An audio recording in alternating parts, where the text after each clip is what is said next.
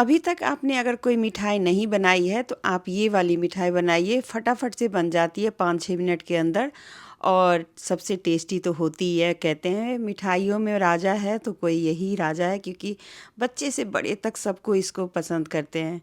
तो मैंने यहाँ पर 1 कप लिया है काजू और इसे धो करके 1 से 2 घंटे के लिए भिगोने के लिए रख देंगे। तो अगर आप चाहें तो 2 घंटे के लिए रखें।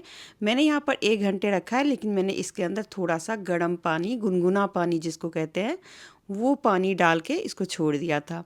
तो इसमें जो भी कचरा वगैरह होता है वो निकल जाता है, साफ़ हो जाता है और इसे धो करके साफ़ कर लें। उसके बाद हम इसे पीसेंगे मिक्सी जार में डाल के। तो इसमें जितनी ज़रूरत हो उतना पानी डाल के आप इसे पीस लें। मैंने जो धोया है ना, तो उसमें थोड़ा-सा पानी मैंने छोड़ दिया था, तो वही पानी यहाँ पर यूज़ कर रही हूँ। अगर लगेगी ज़रूरत तो मैं इसमें डालूँगी पानी, या नहीं तो नहीं भी डालूँगी। तो चलिए इसको अब हम पीस लेते हैं। तो बीच में मैं आपको दिखा रही हूँ कि देखिए कुछ इस तरीके से दरदरा पीसेगा। तो कभी मतलब ऐसे लगे कि ये नहीं पिस रहा है तो आप एक बार ज़रूर ट्राई देख लें कि उसमें क्यों नहीं पिस रहा है, थोड़ा पानी ज़रूरत पड़े तो डाल दें। यहाँ पर ये देखिए अब मैंने इसे पीस लिया है, बिल्कुल ही सूखा सा है। इसमें मैंने पानी जितना मैंने डाला था बस उतना ही पानी डाल के पीसा है। अगर आपसे नहीं पीस रहा हो तो ज़रूर, मैं फिर से बोल रही हूँ, थोड़ा-सा पानी डाल लें, क्योंकि ये थोड़ा-सा कई बार ना गाढ़ा हो जाता है तो मिक्सी चलती नहीं रहती है। अब इसे हम सीधा फ्राइंग पैन में ही निकाल रहे हैं और यहाँ पर पहले आप चाहे तो गैस स्टोव को बाद में ऑन करें या पहले ऑन कर दें, एकदम मीडियम टू स्लो आँच। और मैंने जितना डाला था काजू उतना ही मैं यहाँ पे चीनी डाल रही हूँ। ये मोटे दाने वाली चीनी है और इसे अब धीरे-धीरे करके मीडियम टू स्लो आँच पर मैं इसे पकाऊँगी। तो बहुत ही आसान सा तरीका है ये काजू बर्फ़ी बनाने का, सबसे टेस्टी तो होता ही है और फटाफट से बन भी जाती है। मेहमान भी खुश, घर के बच्चे भी खुश और आपको भी ज़्यादा काम नहीं करना पड़ेगा। तो धीरे-धीरे करके ये चीनी जब घुलने लगेगी तो कुछ इस तरीके का लिक्विड हो जाएगा। तो आपको मतलब प्रॉब्लम नहीं होनी चाहिए, क्योंकि ये धीरे-धीरे करके सूख भी जाता है। और जैसे-जैसे ये सूखता जाएगा ये कढ़ाई को छोड़ता चला जाएगा। मेरी कढ़ाई बिल्कुल ही नई है तो इस वजह से हल्का-सा वो मतलब उस पे लग रहा है, लेकिन वैसे लगती नहीं है, एकदम बढ़िया से ही निकल जाती है। अगर आपकी कढ़ाई को ज़्यादा ही चिपक रहा है तो थोड़ा-सा आप घी का डा यूज़ कर सकते हैं।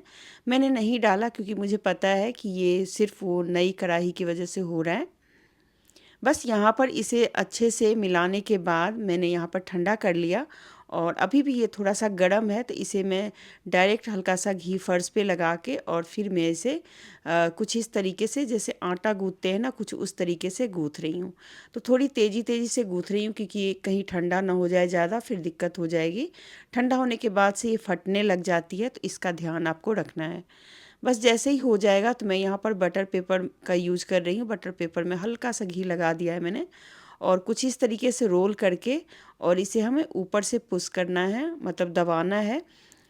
और दबाने के बाद जैसे बेलन होता है ना, उससे थोड़ा-सा आप इसको बेल लें धीरे-धीरे करके, मतलब बहुत तेज़ी से बेलेंगे तो ये नहीं बिलेगा, थोड़ा-सा धीरे-धीरे करके इसको दोनों तीनों तरफ से इसको हल्का-हल्का करके बढ़ाते जाएँ। बढ़ाने का ही काम है बस। और एक साइज़ में होता है, मतलब एक जो कहते हैं ना एक प्लेन की तरह मतलब होना चाहिए, वैसा ही होना चाहिए। बस ये देख सकते हैं साइड में थोड़ा-सा रह गया तो मैं इसको फिर से कर रही हूँ, क्योंकि वो साइड में जा कर के थोड़ा-सा मोटा हो जाता है। और कुछ इस तरीके से जब सारा ही हो जाए तो इसको खोल के और एक बार आप चेक कर लें कि हमारा बराबर है कि नहीं। मोटाई आप देख लें कि काजू की मोटाई जितनी होती है ना, बस उतना ही मोटा हमें रखना है। तो इसको मतलब बढ़िया से इसको आपको दबा-दबा के उसकी मोटाई के हिसाब से इसको बेल लेना है। तो जैसे साइड-साइड में रह जाता है तो उसको मैंने अच्छे से मतलब बेल दिया है। अब ये बराबर है और उसके बाद चलिए अब हम इसके ऊपर लगाते हैं, ये चांदी का वर्क बोलते हैं, हलवाई वगैरह जैसे यूज़ करते हैं। आपके पास हो तो ठीक, नहीं तो आप कोई भी जैसे ड्राई फ्रूट्स ही ऊपर से आप लगा सकते हैं। जैसे पिस्ता हो गया या कुछ भी ड्राई फ्रूट्स हो तो वो लगा सकते हैं, लेकिन अगर नहीं कुछ है तो काजू की बर्फ़ी तो वैसे भी बहुत अच्छी लगती है। बस इसके बाद हम इसे बर्फ़ी के साइज़ में काट लेना है। तो सबसे पहले तिरछा-तिरछा हम इसे काटेंगे, जिससे कि उसका शेप अच्छे से बन जाए। इस दिवाली अगर आपने अभी तक नहीं कुछ बनाया है तो प्लीज़ इसे बना लीजिए, और मेरी रेसिपी अगर आपको अच्छी लगी तो इसे ज़्यादा से ज़्यादा शेयर कीजिए, लाइक कीजिए, कमेंट कीजिए, और बस इसे आप बना लीजिए। तो दिवाली की दिवाली हो जाएगी, साथ में आपका काम भी हो जाएगा, मार्केट भी नहीं जाना पड़ेगा, क्योंकि ये काजू की बर्फ़ी मार्केट में तो बहुत अच्छे से मिलती है, लेकिन घर की बनी हुई जो मिठाई होती है उसकी तो कुछ बात ही अलग होती है।